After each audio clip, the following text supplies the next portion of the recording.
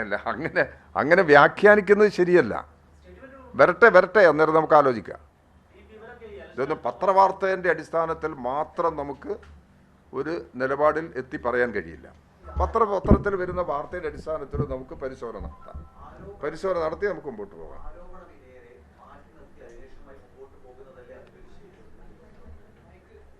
നിങ്ങളുടെ അഭിപ്രായം പറഞ്ഞോ, നമുക്കത് പരിശോധിക്കാമല്ലോ. അല്ല, അതൊക്കെ ഇതിൻ്റെ എല്ലാ വശങ്ങളും പരിശോധിക്കാൻ കഴിവും കരുത്തുമുള്ളൊരു മുഖ്യമന്ത്രിയാണ് കേരളത്തിലുള്ളത്.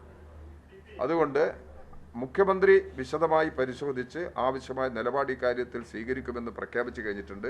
അതിന് നിങ്ങൾ വെയിറ്റ് ചെയ്യ്, അതിൻ്റെ നിലപാടെന്താണെന്നുള്ളത്. എന്നിട്ടല്ലേ ബാക്കി കാര്യങ്ങളെക്കുറിച്ച് നമുക്ക് ആലോചിക്കാം. CPM ബാധിക്കാനൊന്നും പോകുന്നില്ല. CPM ഒരു ആരോപണം അയാൾ ഉന്നയിച്ചിട്ടില്ല.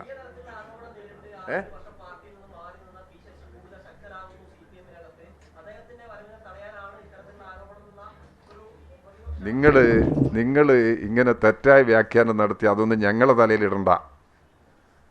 നമ്മളതിലൊന്നും വിഷമിച്ച് പോവുകയില്ല, അതിൽ വഴങ്ങിപ്പോവുകയില്ല. നിങ്ങൾക്കുള്ള അഭിപ്രായങ്ങളൊക്കെ നിങ്ങൾ പറയോ, നിങ്ങൾക്ക് സ്വാതന്ത്ര്യമുണ്ട്, നിങ്ങൾക്ക് അവകാശമുണ്ട്.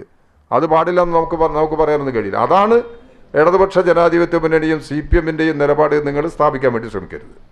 അതെനിക്ക് പറയാം.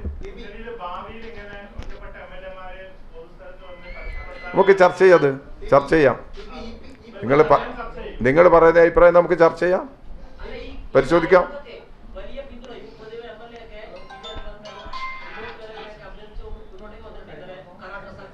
എന്തിനാ ഇങ്ങനെ പറഞ്ഞിങ്ങനെ ഇത്രയും സമയം പോക്കുന്നത്? ഇതൊക്കെ ഇങ്ങനെ എഴുതാൻ വേണ്ടിയിട്ടാണ്, അല്ലെങ്കിൽ എന്നെ ഇപ്പം ശരിപ്പെടുത്തിയിട്ട് പറയാതാണോ വിചാരിക്കുന്നത്?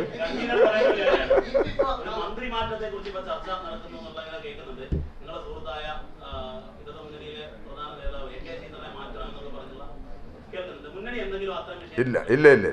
മുന്നണി ഇതുവരെ ചർച്ച നടത്തിയിട്ടില്ല. ഞാൻ വരുന്നതിന് മുമ്പ് ചർച്ച നടത്തിയിട്ടില്ല എന്നാണ് എൻ്റെ ബോധ്യം. ചർച്ച നടത്തിയിട്ടുണ്ടെങ്കിൽ മനസ്സിലാക്കാൻ കഴിയും.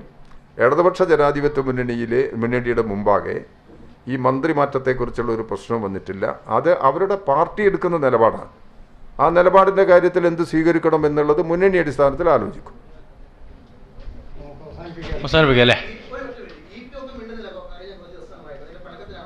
എന്തെങ്കിലും പറയുന്നുണ്ടെങ്കിൽ പറഞ്ഞാൽ പോരെ? പറയണ്ടെങ്കിൽ എന്ത് നിങ്ങൾ പറയിപ്പിക്ക. EP ജയരാജൻ CPIM-ൻ്റെ കേന്ദ്ര കമ്മിറ്റി അംഗമാണ്. ഈ CPIM-ൻ്റെ വളർച്ചയ്ക്ക് വേണ്ടി ഒരുപാട് ത്യാഗം സഹിച്ചിട്ടുള്ള ആളാണ് EP ജയരാജൻ. CPM-ൻ്റെ നേതൃത്വത്തിൽ പ്രവർത്തിക്കുന്നതാണ് അയാളെ വെടിവെച്ച് കൊല്ലാൻ വേണ്ടി ശ്രമിച്ചത്. ആ ഉണ്ടയും ശരീരത്തിൽ പേറിയിട്ടാണ് അയാൾ നടക്കുന്നത്. അയാളിപ്പം CPIM-ൻ്റെ കേന്ദ്ര കമ്മിറ്റി അംഗമാണ്. ആ പാർട്ടിയുടെ നേതൃത്വത്തിൽ അദ്ദേഹമുണ്ട്. ആ നേതൃത്വം അദ്ദേഹം തുടരും എന്ന് തന്നെയാണ് ഞാൻ പ്രതീക്ഷിക്കുന്നത്. അദ്ദേഹം പാർട്ടിക്ക് ഇനിയുള്ള കാലത്ത് ഇനിയും കൂടുതൽ സംഭാവന നൽകാൻ അദ്ദേഹത്തിന് സാധിക്കും. അതുമായി മുമ്പോട്ട് പോകാൻ കഴിയും എന്ന് തന്നെയാണ് ഞാൻ വിശ്വസിക്കുന്നത്.